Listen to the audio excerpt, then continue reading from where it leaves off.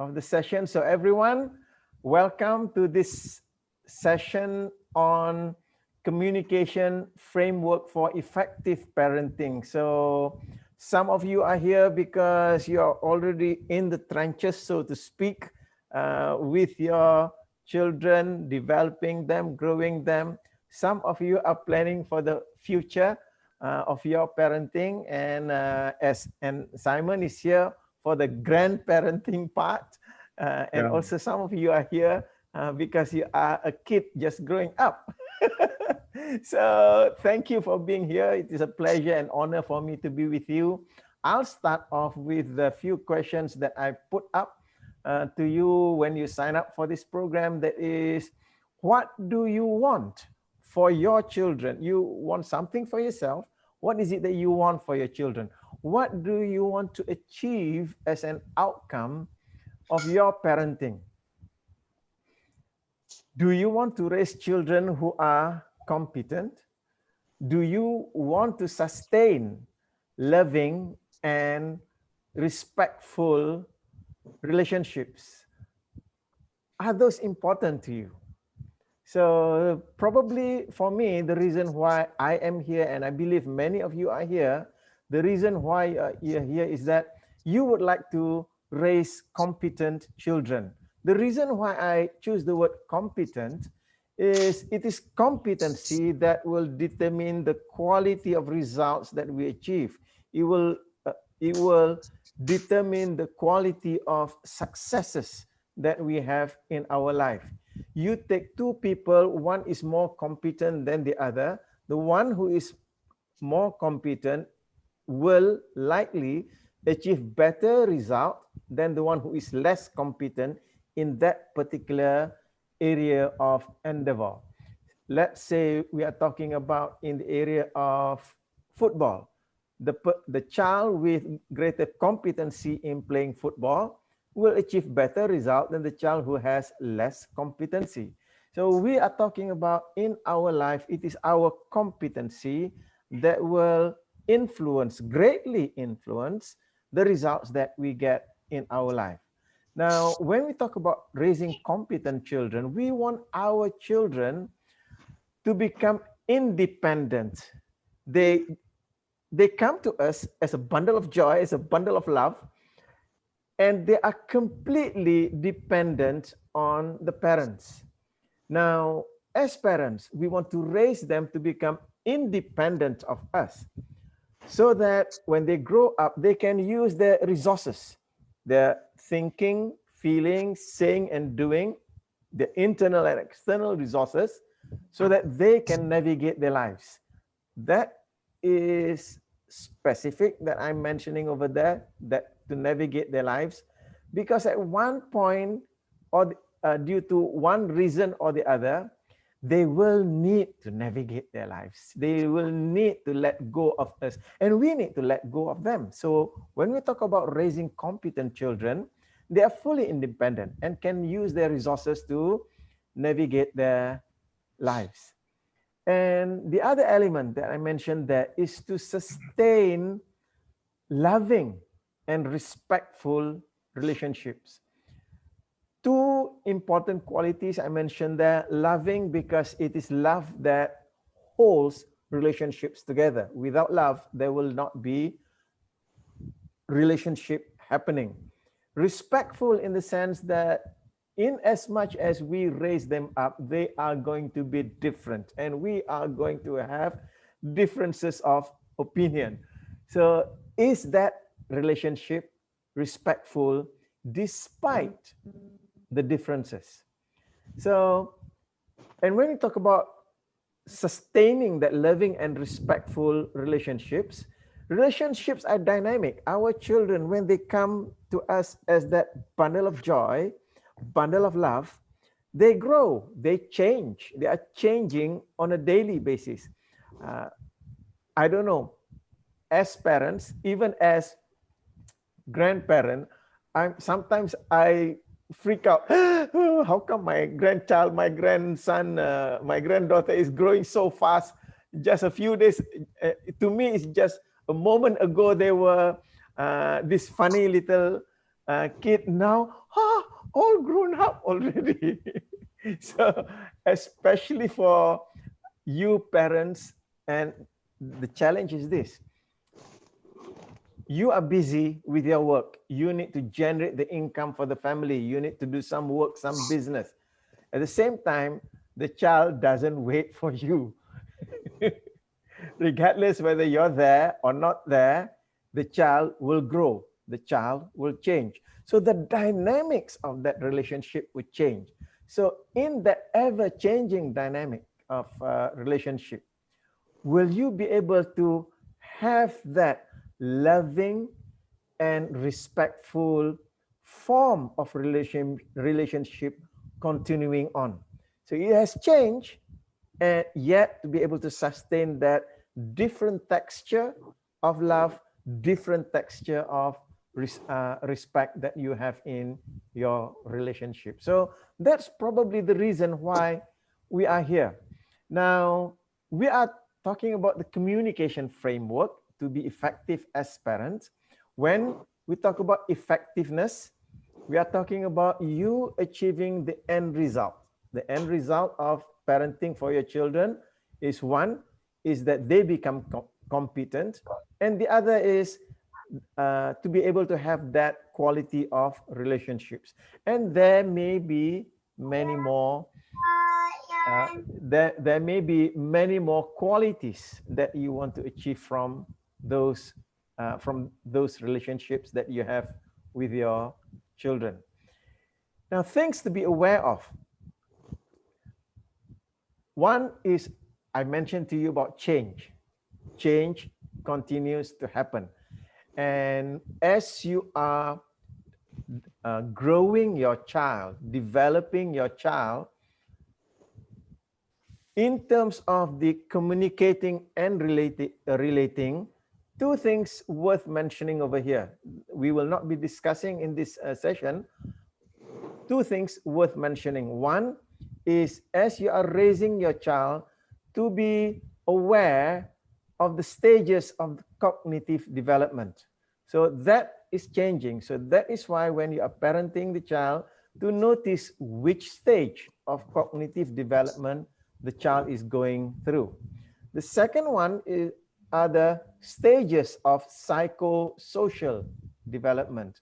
So just these two elements alone, the cognitive developmental stage and also the psychosocial stages, is giving you an impression about the changes that's happening. And that's why, as parent, you need to keep abreast of those change. You cannot stay put. Okay. Now, another thing, the second thing that I want to remind you about, when we talk about parenting, it is not about styles, it is not about types or stereotypes. Because the tendency out there when people talk about parenting, what type of parenting is the better one for my children, my child, my son, my daughter, what type? Now, I'd like to invite you to get away from the typology, to get away from styles, because the moment you begin thinking of parenting in terms of styles, you frame yourself into that particular box. You begin to create identities of yourself. You may create an identity. I'm a democratic parent. I'm an authoritarian parent. So the moment you begin to think about styles, you begin to define your behaviors according to those boundaries. And that creates a rigidity, and that rigidity cannot exist with the changes that your children will be going through. Remember, I mentioned about the cognitive developmental change and also the psychosocial change that's happening, stages that the child goes through. So if you confine yourself to a certain style, then you may render yourself obsolete with respect to your upbringing of the child. So what we are talking about when we talk about the communication framework for being effective as a parent is about having the behavioral flexibility, that your behavior in your communicating and relating with your child, you have enough flexibility to meet the different types of situations during parenting. The situations will change. For example, just take one child from 0 to 6. That's a particular situation that you face with respect to the child. Then the child goes from 6 to 7 to 12. Those create different situations. And going beyond 12, 13 to 18.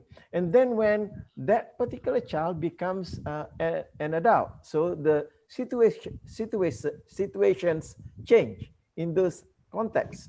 So what happens is that if you don't have the behavioral flexibility as the child changes, how do you take care of that? And I'm sure you notice that the way that you deal a child when the child is, say, 1 year old, it will be totally different when the child turns 10.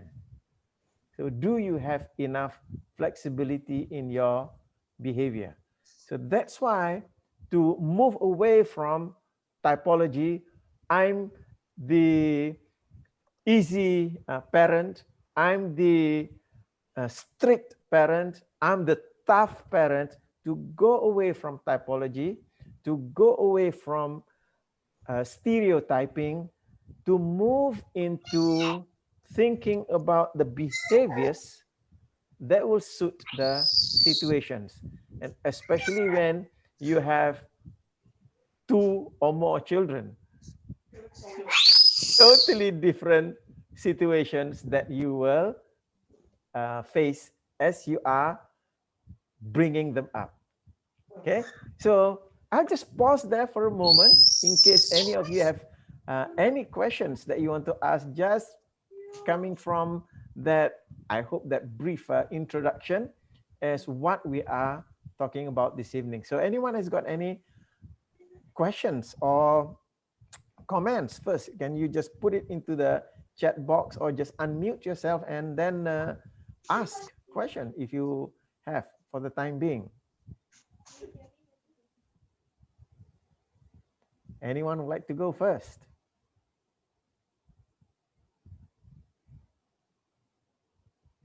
Are you okay so far?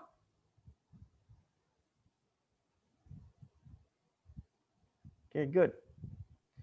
So before I continue on, just want to say hi to those people who just came in. I can remember Su Ong, Chiu Kyong, Izani, and Shamini.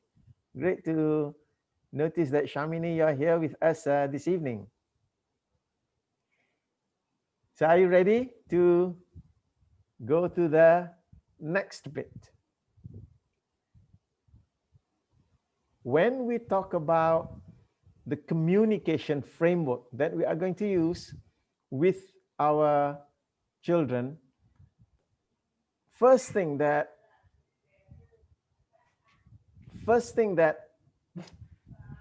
I just want to highlight over here, because we use the word communication and relationship interchangeably.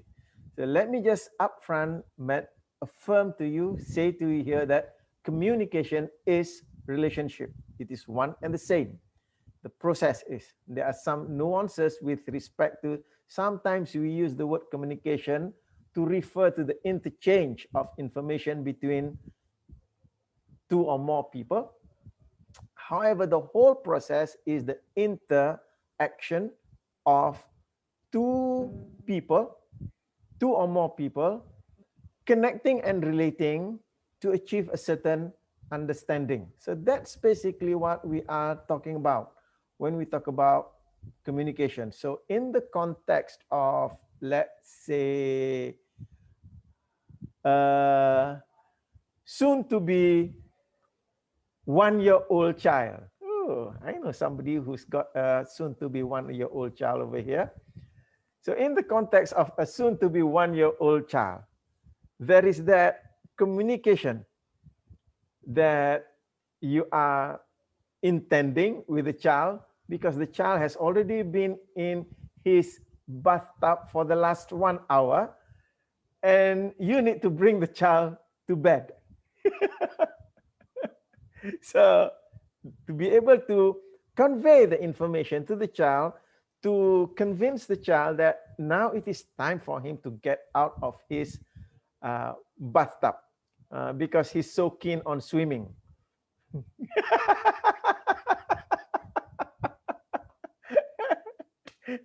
you start you're starting him young, Marilyn. Okay, so in that connection, you are getting that information, that call to action in that communication process. Now, when do you realize that the child understands you? So this is the question. How do you know that you have communicated? Yeah. When the child gets up from the bathtub and lets you take him and wrap him in the towel, and he's happy to do that. That's when he has understood your request, what you want from him. If you reach out your hand and he still screams sheer murder because he still wants to play in the bathtub, does that sound familiar, Marilyn? It means that that communication has not reached him yet. So how do we know that you have communicated your message? When the child responds to you in the way that you intend. So that's the meaning of your communication. So that's why we say the meaning of your communication lies in the response you get. So when you plead to the child that it's time to stop his swimming practice, and the child makes as if you don't exist, it means that you have not communicated across. So this is where behavioral flexibility comes in. Do you have enough flexibility to behave in different ways, until the child is able to respond in the way that you intend? So when we talk about communication, it is about the interchange or exchange of ideas, thoughts, beliefs, values with a person. At the same time, how do we know that we have communicated with the person? Is when the person behaves in the way that we intend for them to behave. So that is that process whereby you are sending out information, and that is the process the person or the child begins to respond in the way that you want. So this is what we are referring to as communication. Now, in the NLP model of communication, there are a couple of things that I would like to bring to your attention before we go into the communication framework. One is the presupposition that the map is not the territory. We need to realize that whatever map, whatever concept that you have in your mind is a concept. It is a map. It is not that territory. It is not what's out there. That's the first one. The second one, in communication, this is very important, that people respond according to their maps. So your map of 1 hour being in the bathtub is that he's going to become cold and shrivel, become like a prune. That's your map. Now, as far as the child is concerned, his map is, I'm having a good time. I don't want to get out from here yet. So that's why the child responds in the way that I want to continue playing with in the water. So the child is responding according to his map. So that's why if you notice, parents, when you communicate with your child, regardless whether the child is 1 year old or 11 years old. When you say something, they are responding in a certain way. We need to realize that they are responding to what is in their movie mind, in their map. They are responding to their map. They are not really responding to what's out there. So, key in communication is to understand what that person's map is and to begin the influencing, because in parenting there are many things that we want to influence our children's behavior in. Yeah. Later on, when we go into the different levels, there is a need for us to influence our children's behavior, their way of thinking, because from the early stage they have no idea about safety. Little children don't know that running around with a fork in their mouth is dangerous. So we need to influence them in the right way, so that they stop running around with a fork in their mouth. So in order to influence a person's behavior, we need to go into their map, understand what's inside there, and influence it from there. Yeah. So that's the second bit about communicating with another person. And the third bit, the first one is the map is not the territory. The second bit is people respond according to the map. The third one, this is critical because the part about having a loving and respectful relationship, the third bit is we respect each person's model of the world. And this is where many parents, they stumble at this point, because thinking that I know more than you, therefore your opinion is worth less than mine. In that way, you are not respecting your child's model of the world. The clear thing is this: respect is mutual. So if you want your child to respect your opinion, your ideas, you need to start by respecting their opinion, their ideas. So this is, I would say, the preliminary to the communication framework that we are going into. So that is basically on what I refer to as the process of communicating and relating with another person. What I want to highlight here is that communication is relationship. The quality of communication will determine the quality of relationship and vice versa. And whatever quality that you create from the communicating and relating, that will lead to the quality of the results that you get in your life. So we're talking about the results of bringing children who are competent, creating a loving and respectful relationship. Those are the outcomes that you want. Those outcomes will only be achieved when you create the right quality of communicating and relating with your child. Okay, so I'll pause there. And any feedback?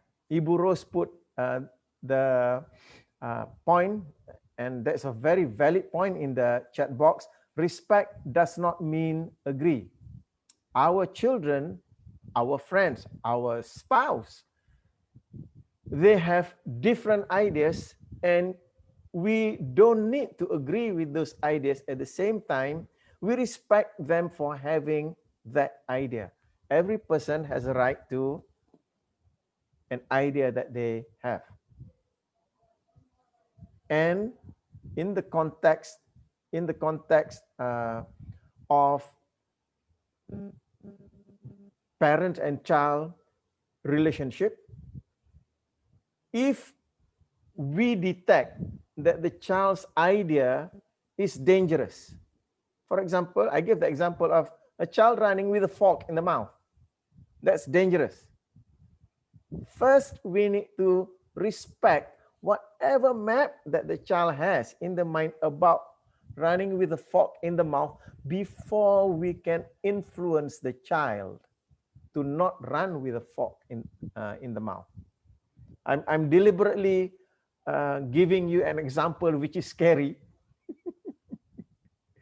so that it will help to stick. Yeah. And Marilyn, you mentioned that we have to respect even if our child does not make sense.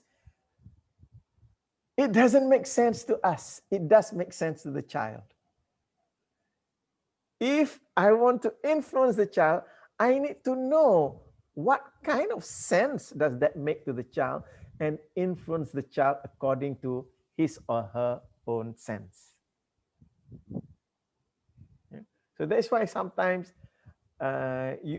you say, sometimes you say to, let's say you say to your son, you've got to stop swimming now, otherwise the mom, you become ill or whatsoever. It doesn't make sense to the child. Then maybe you say, if you don't stop swimming now, you'll shrivel like a prune. That makes sense.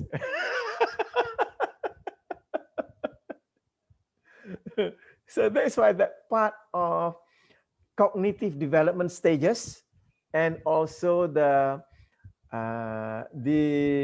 emotional social stages are important so that we can connect and relate to the child according to those stages. So what makes sense will be according to those stages. You need to speak according to the child's language. Okay? So any more questions with respect to that particular bit? Just covering the foundation to communication. When just want to comment about the bathing thing. When Alia was 3, getting her to bath was a problem.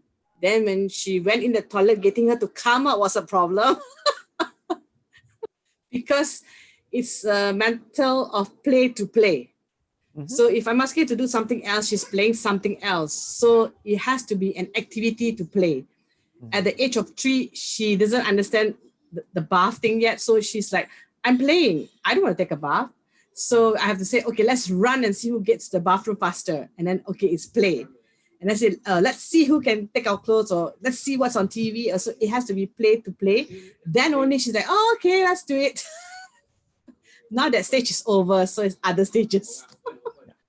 Absolutely. But it's so hard. At first, I couldn't figure it out, but it's actually play to play. And yes, as far as the child is concerned, it is play, it is fun, and it is enjoyable. However, that is, I would say, the nature has created in a child about play, because whatever it is, the play, the reason, it is not just human child. You look at animal babies, play is number one, because it is through play they learn to survive. So play is basically a survival instinct, because it is through play they practice the skills that are required for survival.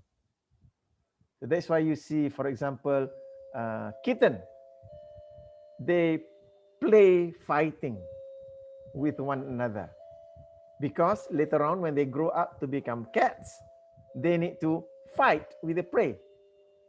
So similarly with little children, it is inbuilt in them that the things that they need to learn, they learn it in a way of play or joy. So this is another state that later on I will be mentioning again, the state of joy as they play, because when they feel joyful as they play, they continue playing. And that's why little children learn so fast, because continuing to play is basically practice, practice, practice, practice, practice, practice, and they get it right. Okay. Thank you, Su Ong. Su Ong mentioned over here, interesting concept, even adults still like to play. yes, when we talk about learning, we need to practice. So that's why when a person has the concept of learning is fun, learning is play, that person learns fastest. And from neurosemantics, what we do is that we build that in deliberately. I've come to build that in deliberately. For me, learning is fun, learning is full of humor, learning is full of joy, learning is play. So that's why even when I attend Michael's classes, I'm very playful.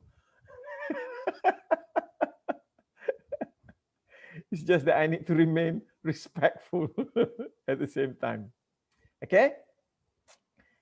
Now, so let's move to the communication framework. And if you can bear with me for a moment, I want to share this screen as I go into this. So share screen. Here we are.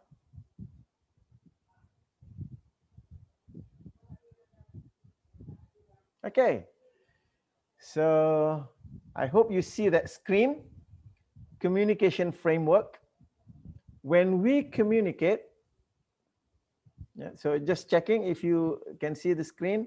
Ibu Rose, can you see the screen? Yes. Yeah, okay. So, let me admit Siti Fatima. Okay. Admitted. Yeah, so when we talk about communicating, there are many different ways that we communicate with a person. Would you like to click to the play so that we cannot see the other slides? The one on top on your left, as we do the presentation, the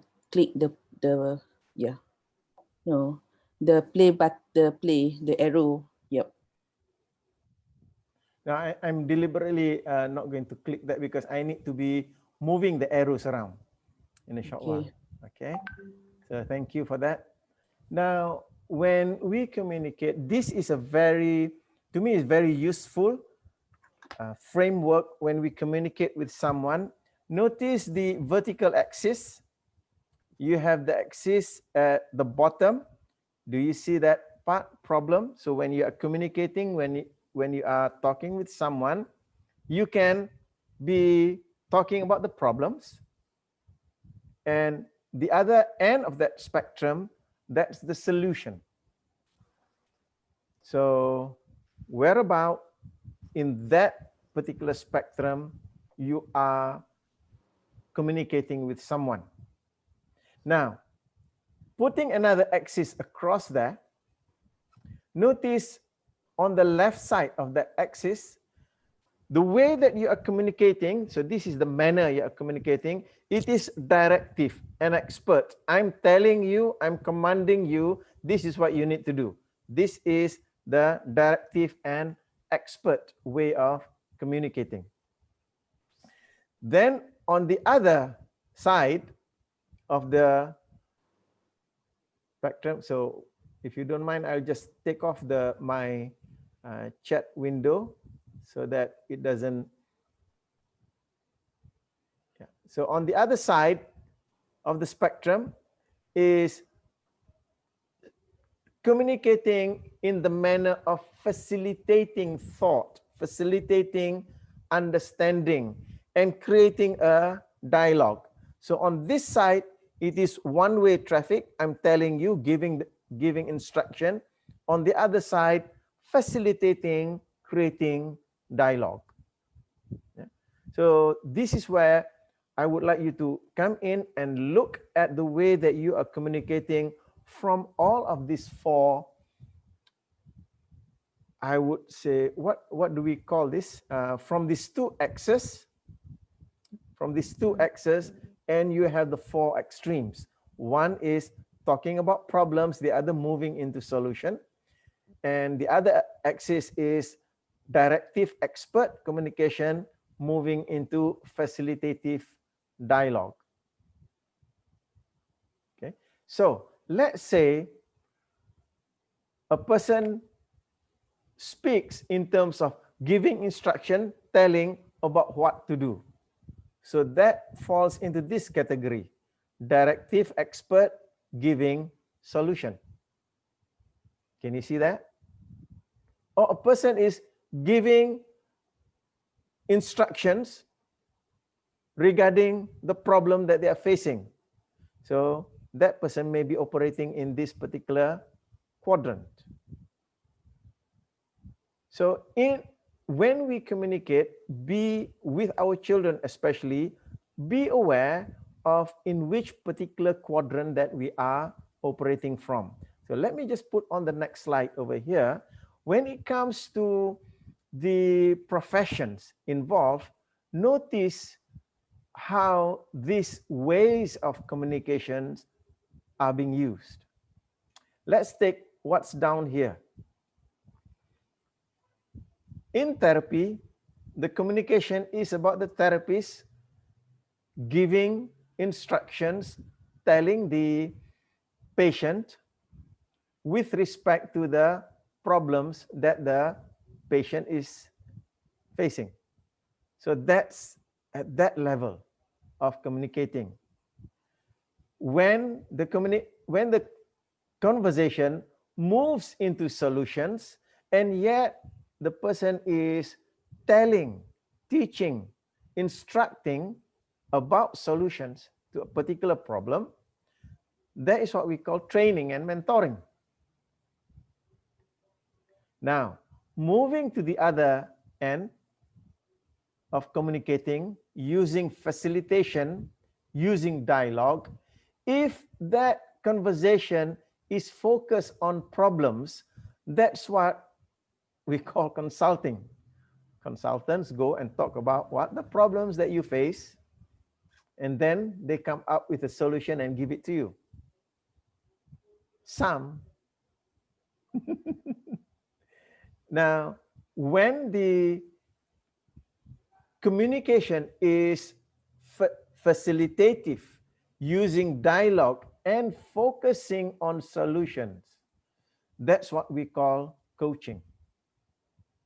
So that's why when we talk about coaching, it's about achieving the outcome that you want, and at the same time empowering the person. The reason being is because with that facilitation and dialogue, you are empowering the person to come up with their own solutions. Okay? So when it comes to parenting, what way of communicating would be the best way?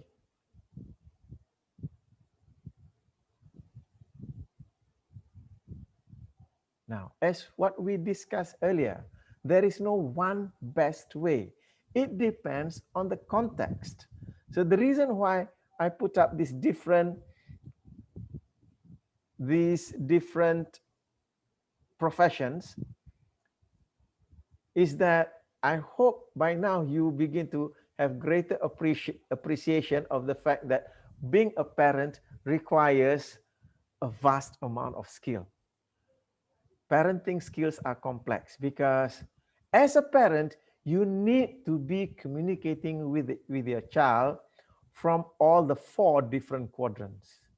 At times, you need to be the trainer. At times, you need to be the mentor. At times, you need to be the coach. At times, you need to go into consulting. At times, you need to go into therapy. So how you communicate with your child will depend on the context. So, for example, I gave you the context of the child running with a fork in the mouth. At that particular instant, you need to go into directive. You don't have much time. You need to go into directive communication. Stop. Please, may I have that fork? It's dangerous. Telling the child what needs to be done. So, when do you tell? When do you command? When Do you bring the child into facilitative dialogue? When do you delve into the problem? When do you go into the solution? The key is the child's competency. What is the level of competency that the child has? So this is where you as a parent need to determine, with respect to my child, with respect to this particular thing, activity. So taking an example of, Marilyn, I hope you don't mind let's say example of, taking an example of Xander wanting to continue with his bath. So initially, and I don't know, probably now, he's still unconscious about his incompetence. So that's why whenever he has his bath, either you or Jason, you need to be there. Because he doesn't know that water can drown him. Yeah. So that's why in that scenario, you need to be directive.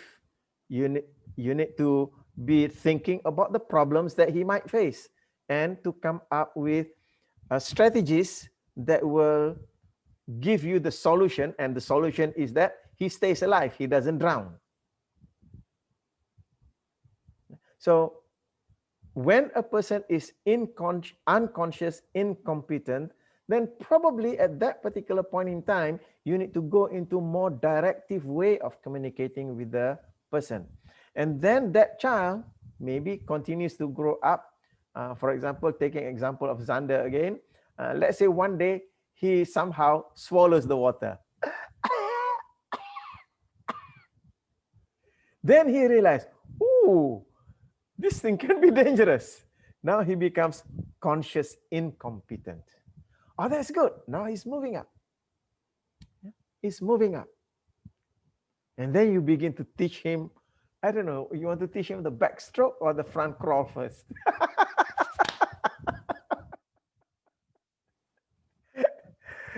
And come to a certain stage whereby he begins to swim.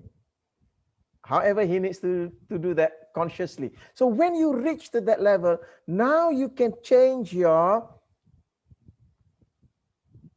communication. Previously, it is more directive. Now you are moving slightly into the facilitative way, and moving into dialogue, moving into solutions. And in the areas that you realize that he is still not that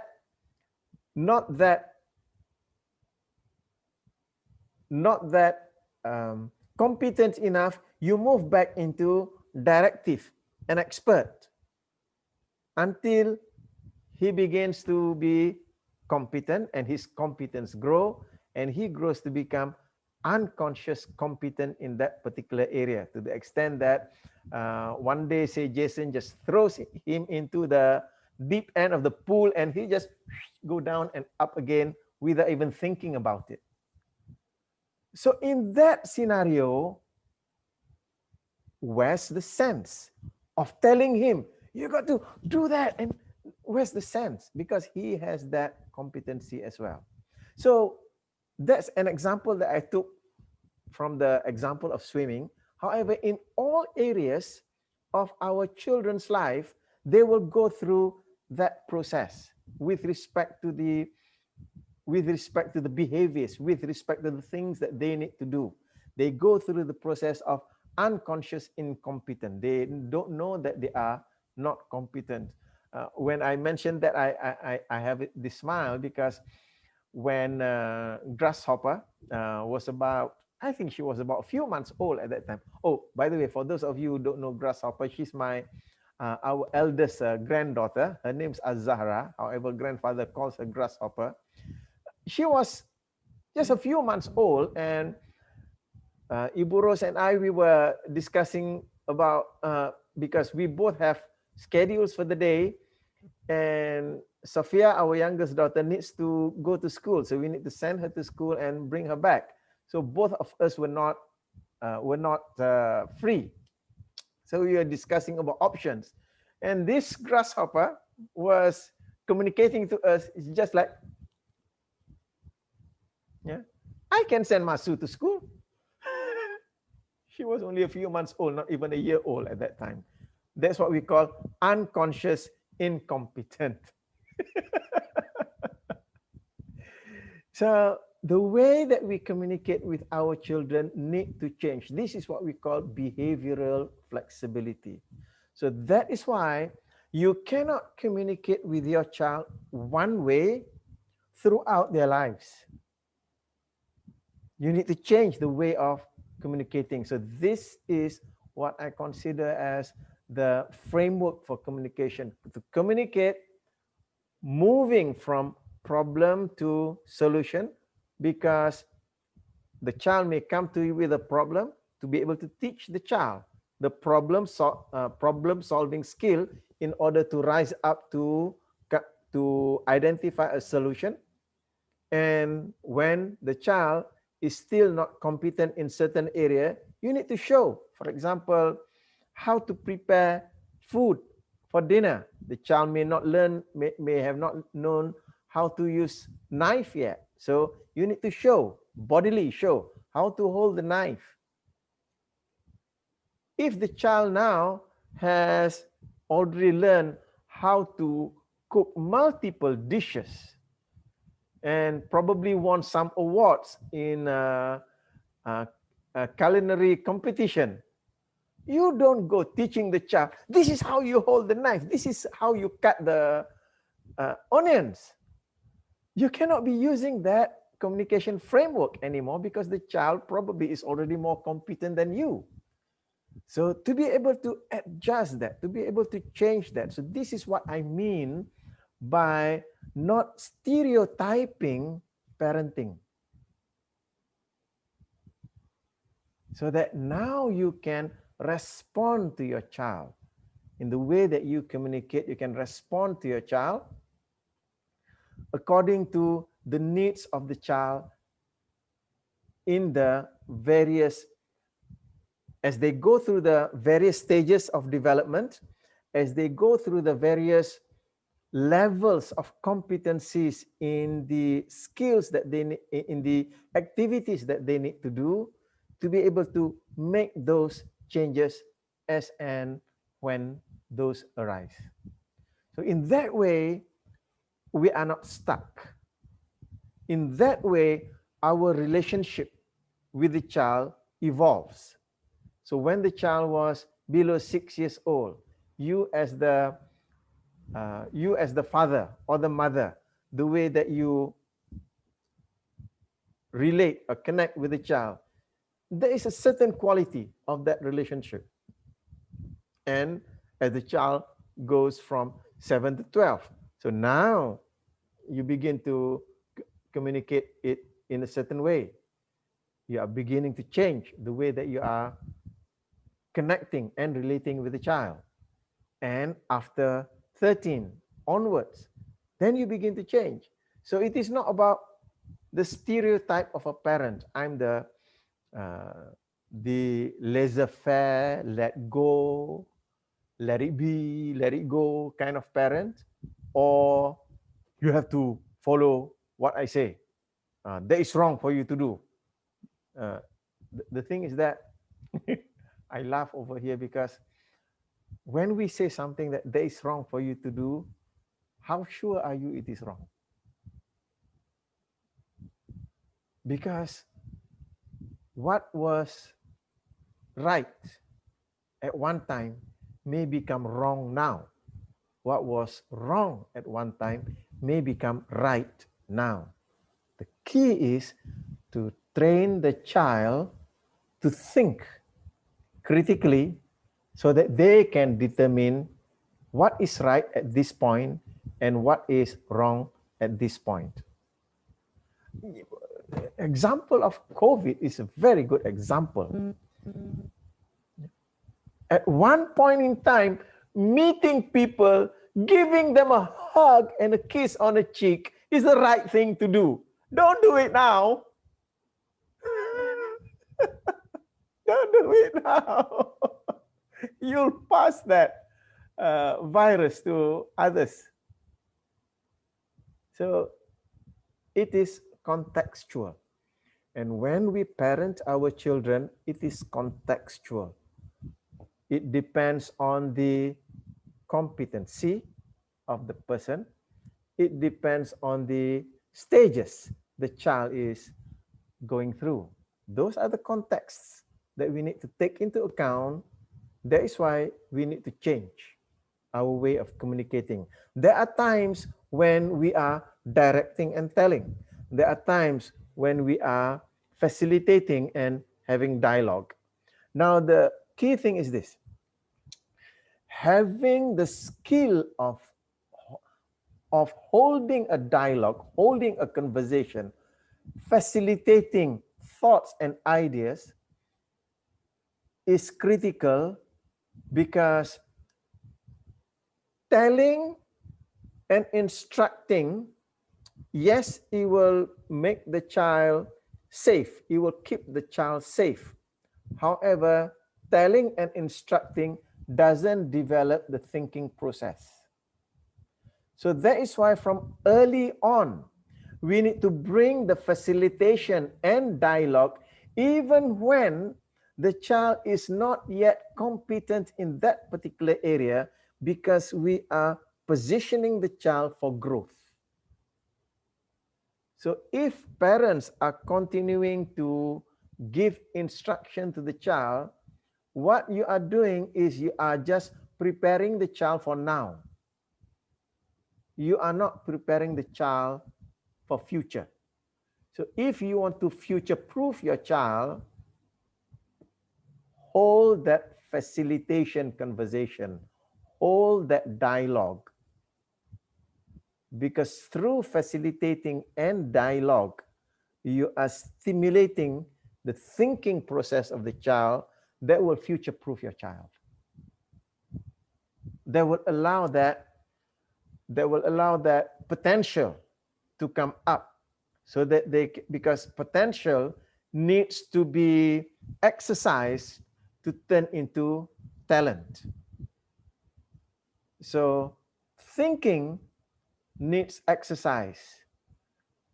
So facilitation and dialogue will exercise the child's thinking ability to the extent that the child will, when they go through the cognitive developmental stages, it goes through faster through that. Yeah. So this is where that dance needs to come in. The dance of you being the dictator, dictating what needs to be done, because the child is engaged in an activity that is dangerous, and moving into the dance of the facilitator, getting into the thinking process, allowing that to happen. And as parents, that is the dance that we need to learn. The dance, sometimes we call it the coaching dance, moving into the different axes. Now I'm referring to the dance of the roles, because as parents, you need to move from one role to the other, even in one situation, one specific situation. For example, the situation, let's take the example of Xander wanting to continue on playing swimming in the bathtub, so to speak, in as much as you are giving him instruction that he needs to get out, then you bring in the rationale behind it. The rationale of he might get too cold and he may fall ill. He might shrink and shrivel, become a prune, because by bringing in those rationale, you are positioning him to be thinking and making decisions for himself later on. Yeah. So even when the child does not have the have not reached that right competency for that particular activity, you want to also move into the facilitation process because that will stimulate the thinking ability of the child. So this is about not just about you achieving the goal that you want, it is about helping the child develop his potential to become a better human being than you. Okay, so let me pause there. Any questions? Because we are close, coming up to 9:30 already. We planned this for an hour. So let me have any questions that you may have.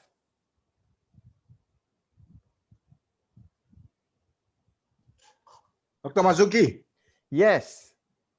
what is your opinion of the Erickson social psychological model?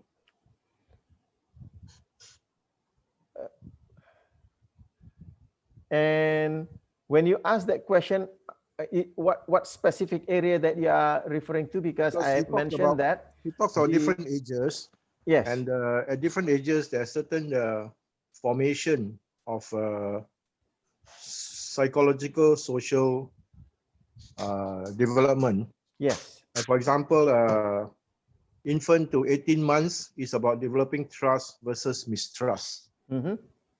And then the 18 months to 3 years is about developing autonomy Mm-hmm. versus shame and doubt. Yes. And so on and so forth. So what is your view of this model? Yeah, I subscribe to that model, the psychosocial stages, Erik Erikson's model. And at the same time, do not take the age groups to be hard and fast. Yeah. Because when we talk about development of a child may develop faster in one area and slower in another area. To be able to notice that a child goes through those developmental process. Yeah. And to be, and the thing about an ability that is not developed at a certain stage, it may inhibit other abilities at later stages. So that's why as parents, one of the mistakes that parents make is to treat children as tiny adults. They are not tiny adults because they need to go through those stages. So when they go through those stages, and the other one that I mentioned, the cognitive developmental stages, only then they begin to become an adult. So in general, based on your observation, are the Asian children and the Western children, based on Erickson's model, is the Asian student also moving faster now compared to the Western children? Now, I don't have, I would say, definitive data on that. Mm-hmm. Yeah. What I am observing is when it comes, what I am observing right now, if I were to observe the difference between Asian children and Western children, is not in the area of so much in the psychosocial stages. Not so much in the psychosocial development stages or in the cognitive development stage. What I'm noticing the difference is when it comes to development of self matrix and other matrix. So this is another aspect altogether. What I notice is that with Asian education or cultural development, we have a bigger emphasis on others. So we respect what others feel, and we not allow our personal interest to override communal interest. Whereas in the Western culture, I noticed that they, to a certain extent, they tend to sacrifice communal interest at the expense of personal interest. So that's why you have situation of the COVID-19 situation in America going right through the roof because people want to insist on their, not all, but quite a large number of people want to insist on their personal freedom as opposed to communal safety. And what we notice in the East over here, we are talking about Southeast Asia, we tend to favor or give more credence to communal safety. So we are willing to forego our so-called personal freedom for the sake of communal safety. So that's another element altogether. There is the element of the matrix of self and the matrix of others. Yeah. I hope I give some light to that. Does that? Yeah. You always give your perspective, so it's good reflection. Thank you, Simon. Thank you. Yeah. Yes, anyone else?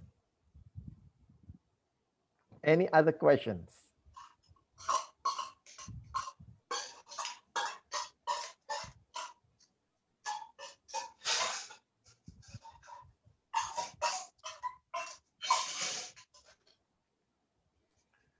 So maybe if I would just summarize a couple of things before we end, and I'm still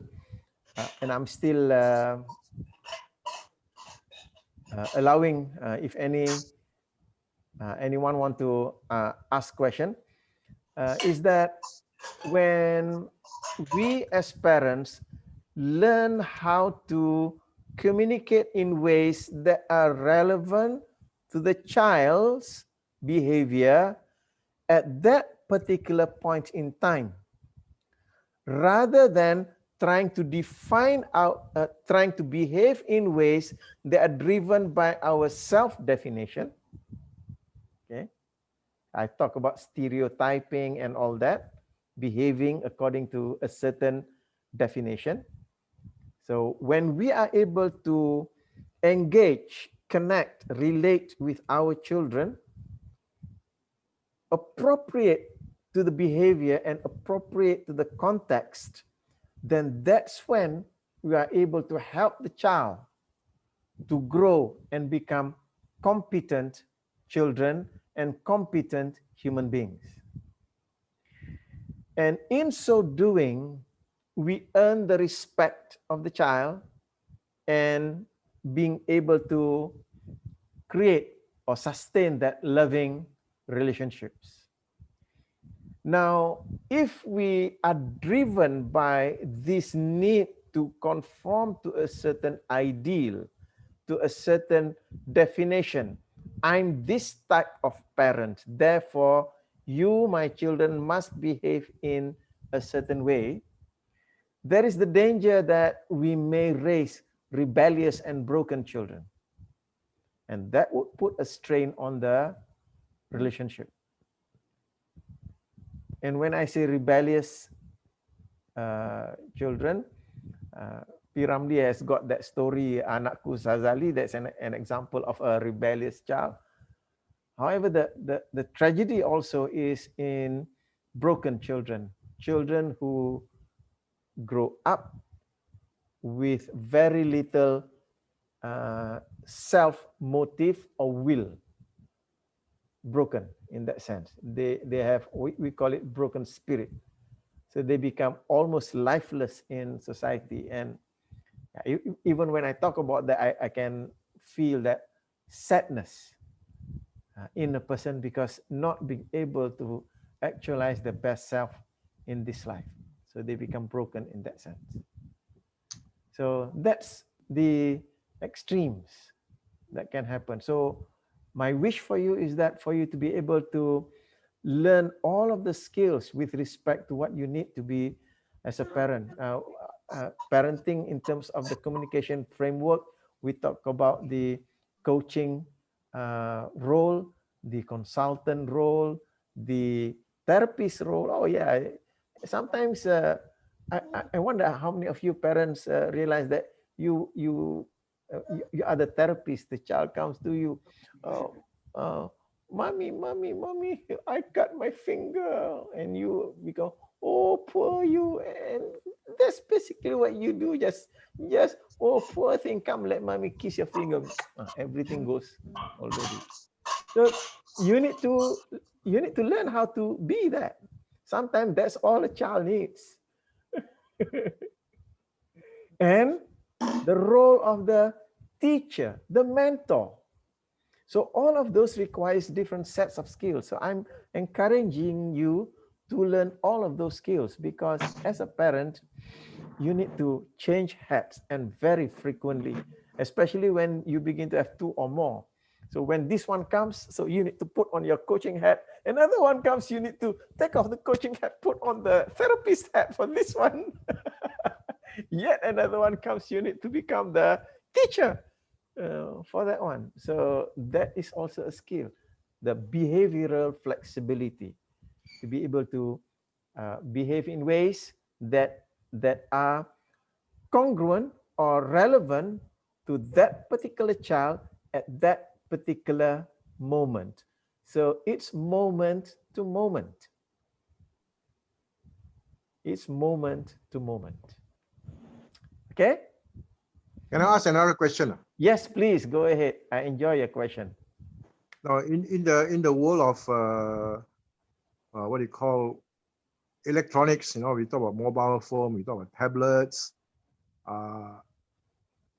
versus the old ways where there's no videos and all this stuff. How would you balance between developing a child using, let's say, normal manual methods like reading storybooks versus letting watch videos? How do you balance that? Is there a balance? Yeah. There needs to be a balance. At the same time, this is where we need to rely on scientific research, because the tendency, this is something that I have caught myself many times. The tendency is to make judgment based upon my experience and preference, not backed by science. So I will hold for example, when we begin to have all of this gadget and screen, and children are just attracted to it. Oh, they can navigate that very fast. So me coming from the background of, during my time, only a few houses have these telephones, and a few houses have TV. So during TV time, all the neighbors come into the house to watch TV in that.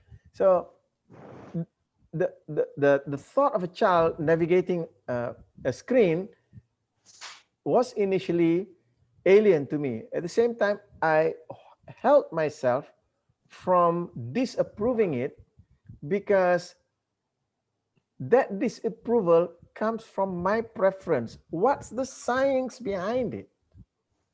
It was not until when I discovered the science about the adverse effect of too much screen time on children, then only I stepped in with the science. Because when I stepped in with the science, explaining it to the child, a 3-year-old can understand science, but a 3-year-old will resist your bias.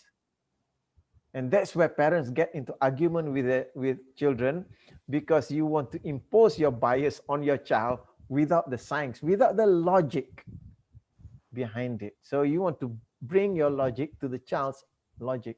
So when it comes to using screen, yes, now we have the science to show us that too much screen time, not just too much screen time, children below the age of 2, if I'm not mistaken, they should not be given screen time yet. And things like when you mentioned about using paper and pen, initially I just went ahead with, okay, people want to use screen, but I do notice that using pencil and pen is what helps them to develop these muscles. So that's why to give them paper and color pencils and all that. So now I'm not just looking at the behavior, I'm looking at the developmental process. So now I have a rationale why I encourage my grandchildren to use paper and pen, because it's to develop the fingers. Motor skill. Yeah, motor skills. Thank you. Yeah, to develop the motor skills. They cannot develop motor skills through touch screen. And this is also where parents are missing out in the developmental process. Just today, I noticed the neighbors going out with. I expect the boy to be something about 1 year old or not more than 14 months old. Now they have, like last time you have this three-wheel bicycle, Yep. and the child cycles. Now they put like a long tail behind it. Somebody pushes that. So there is nothing for the child to cycle. They just put the child on that thing and pushes the child. And I look at that, I say, what a waste of opportunity. If the child is 12 months old, the child can already walk. Why put on something that you push? Let the child walk to develop the legs, so that the child can learn how to walk and run. So these are things that, as parents, when we look at what the child is doing, to not look at now, to look about the future.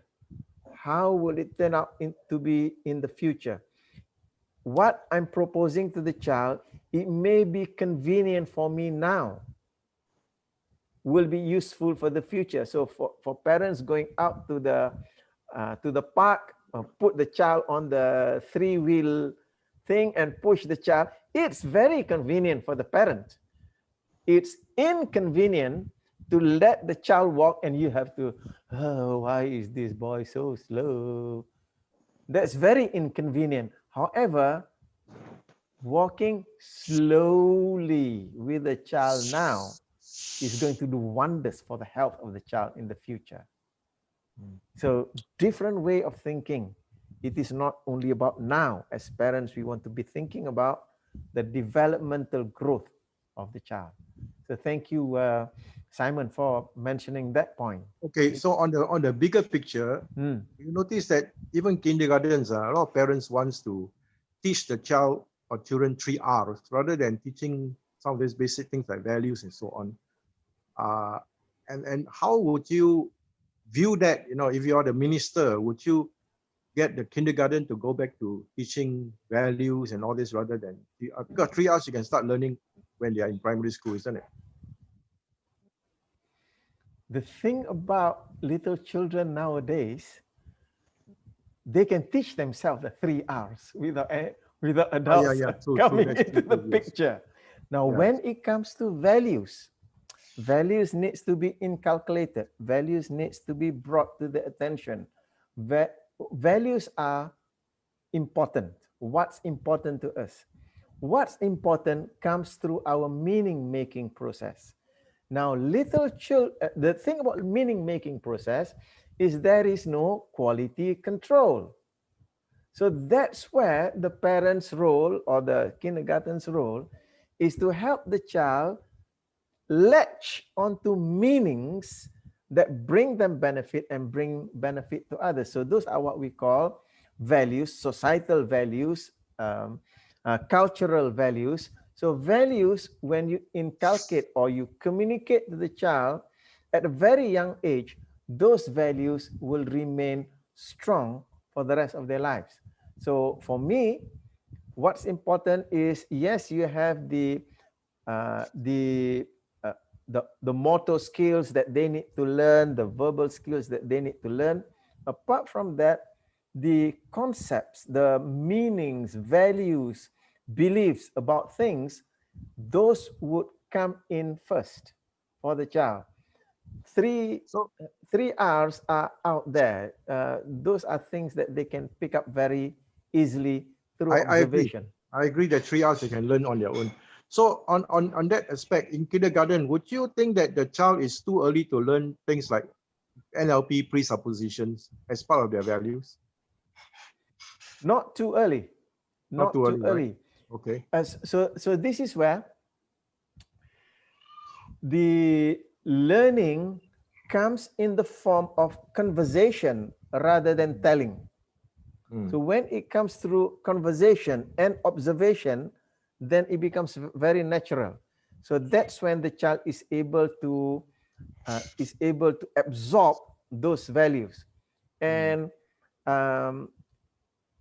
if you don't mind me mentioning this, what I notice about when it comes to certain values, especially religious or cultural values, that are taught in the way of telling and forcing. I'm noticing that children grow up, especially when they are in the teens, they reject all of those because those values come in the form of force. You have to do this, you have to believe this. So when you want to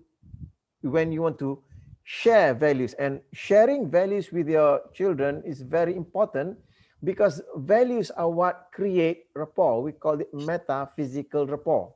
So that's also the part when I mention long-term loving and respectful relationships, when you are in rapport with respect to the values. So values needs to be conveyed to the child, communicated to the child in ways that stimulate their intelligence rather than being forced down their throat. So kindergarten, through play, to bring those values up, through storytelling, through metaphors, to bring those values up so that the child will embrace those values as part of them. Yeah. That's how I see it.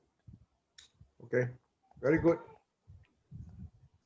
Excellent. Thank you again, Simon. And anyone else? Can I do a bit of advertisement for you? Go ahead. I think all parents should attend your meta coaching class. Thank you, Simon. Thank you. Welcome. Yeah. So now we are almost 1.5 hours already. I wanted to cover for about an hour. So are we good over here for this evening? Sorry, Yes, I have Marilyn. one question. Simon, I agree with you. Yes, everyone must attend Mr. Mazuki's every class if possible. Okay, so the communication with our child is based on the context and their competency.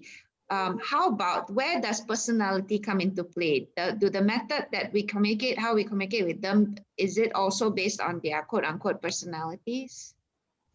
Okay, so this is where I mentioned earlier, to not parent from typology or whatever category. So similarly with our children, resist the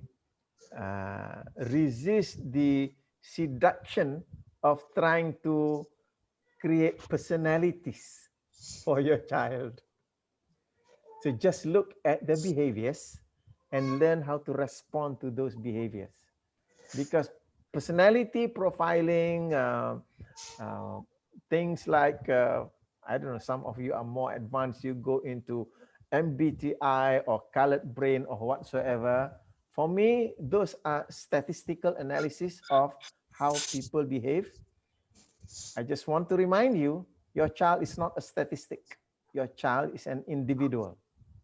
So to stop relating to your child as if he or she is a statistic. Relate to your child as that particular individual, that unique individual. They have their preferences, they have their ways of operating. Detect that, and connect and relate with the child according to that. Thank you. Thank you so much, because yeah, I think I'm going to be needed to remind myself that all the time, because we tend to always like to stereotype, like, oh, my child's so stubborn, that's why, you know, I get resistance all the time, because, or like, you know, it's a certain type of a personality, quote unquote. Yeah.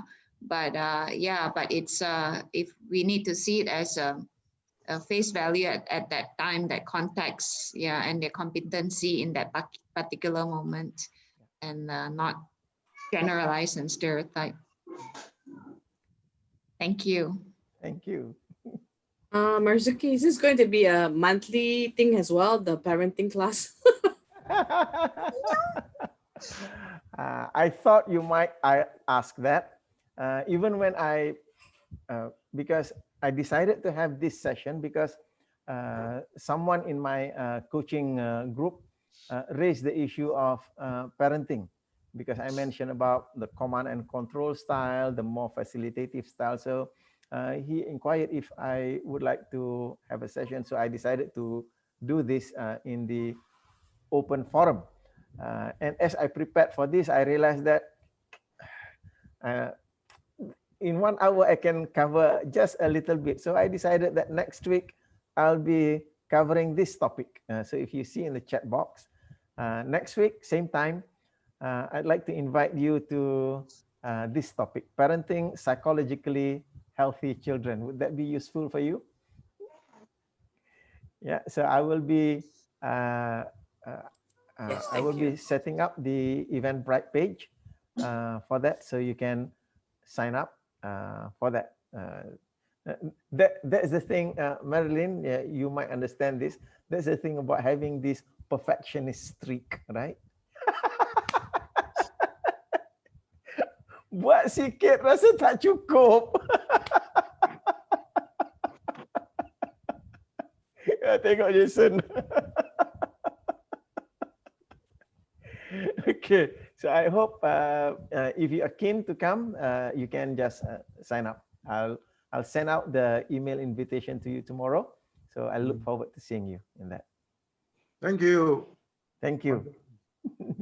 And thank you, Hashim. This model of communicating with children is great for parenting and grandparenting. Absolutely. Actually, a lot of what I shared with you are realizations that I got as I grandparent my grandchildren. And I noticed that the results that I'm getting is so much different than when I was with my children. Okay, so everyone, thank you very much. It's been a pleasure to have you with me. So I'd like to say thank you, Bonnie.